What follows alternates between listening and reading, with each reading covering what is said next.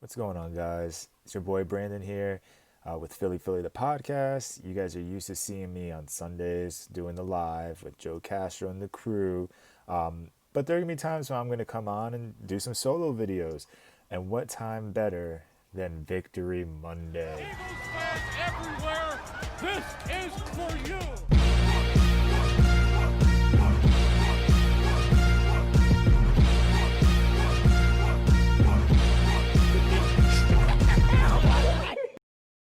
Wow, it's been 3 weeks. We're actually week 4, and we can finally say Victory Monday.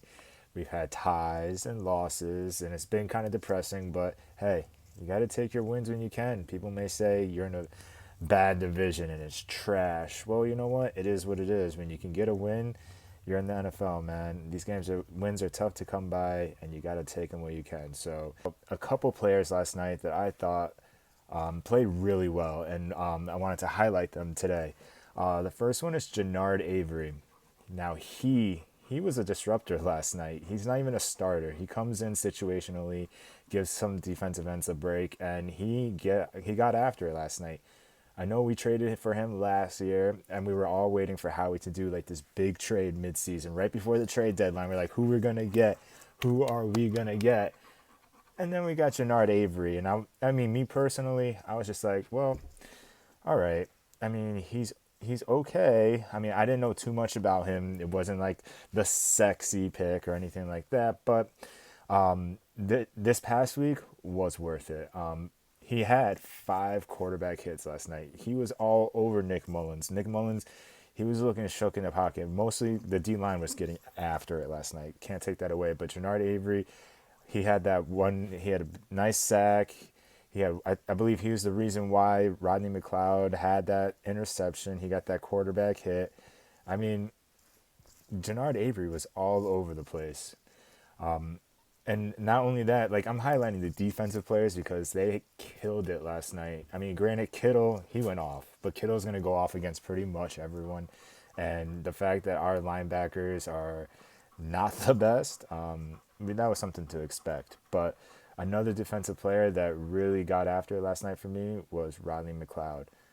Rodney, he had like 7 solo tackles, 8 altogether. He had the pass deflected or defensed, and then he also had that big interception to kind of get the momentum rolling our way. Rodney was all over the place. Every time I looked around, he was everywhere. So it we haven't really heard too much about Rodney. He's kind of been like in the back burner.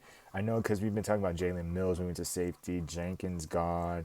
What's up with our corners? Rodney's kind of been kind of in the back burner, and I feel like yesterday he was making his presence known. He was all over the place. He was making tackles every which way. He was getting involved. I felt like Rodney really had like his coming out party yesterday for this season at least.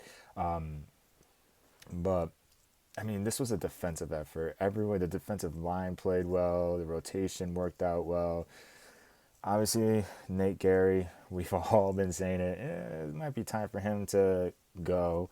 The fact that we have now a special teams player at linebacker and Singleton, now he got the pick 6.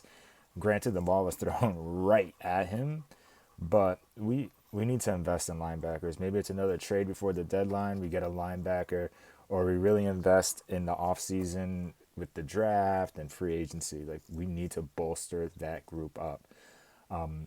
Another player that I know we're all going to talk about all week is Carson Wentz. Now, Carson, he didn't have the stats where you're blown, like your shoes are blown off or anything like that, but he did play well. That one interception he had, you can chalk that up to a tip pass. The pocket was collapsing, and he tried, like, if the ball doesn't get tipped, I mean, we're playing the what if game.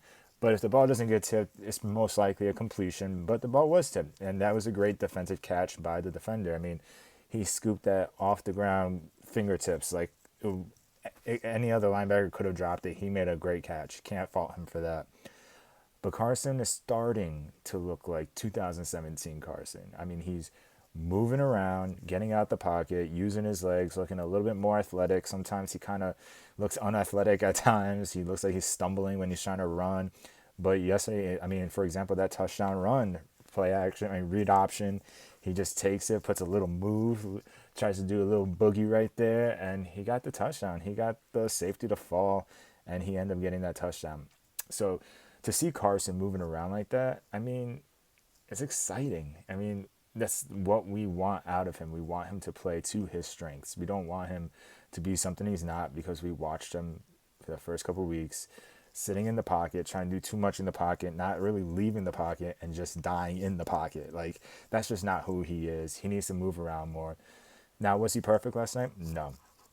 There are some throws I know he wished he could have back. That one to Miles Sanders over the middle, it was pretty low. Miles should have caught it. He's an NFL running back, but it was pretty low. I mean, he's just got to get that up. He's 6'5". He's pretty tall.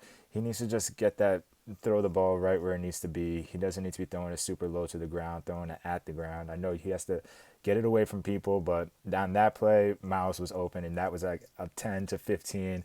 And maybe if there's blockers, I would have to go back and look at the play. Maybe that's a touchdown. Who knows? I don't. But I know that it would have been a nice play if he would have caught that. And then on top of that, my boy Carson out there on the side getting a little chippy with the DB. Now that was fun to watch. I mean, I know it's all fun and games, and granted, thankfully the DB didn't do anything crazy to like try to be like, oh, you're out here now, I'm gonna come get you. But Carson was out there battling and shoving and everything like that. So it was fun to watch. It's showing that he has heart out there, that he's just not gonna stand out there for no reason and just like make himself useless. At that point, he's like, you know what, maybe the ball might come this way, and he just started blocking. But yeah, like I said, just wanted to check in, and like Joe Castro says, fly, Eagles, fly. Peace. He says it better than I do. Eagles fans everywhere, this is for you.